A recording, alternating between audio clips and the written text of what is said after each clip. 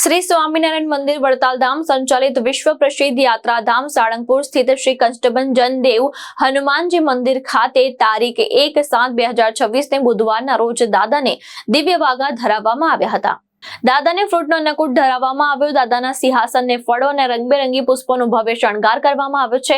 આ વિશેષ શણગારમાં કેળા, સફરજન, મોસંબી, નારંગી અને લીલી દ્રાક્ષ જેવા પૌષ્ટિક ફળોની સાથે લાલ ગુલાબી ગુલાબ, ગલગોટા અને સૂર્યમુખીના તાજા ફૂલોનો ખૂબ જ કલાત્મક રીતે ઉપયોગ કરવામાં આવ્યો છે. દાદાની સવારે 5:45 કલાકે દાદાની શણગાર આરતી પૂજા સ્વામી દ્વારા ઉતારવામાં આવી. આ દિવ્ય દર્શનનો લહાવો લેવા માટે મોટી સંખ્યામાં હરિભક્તો ધન્ય બન્યા હતા.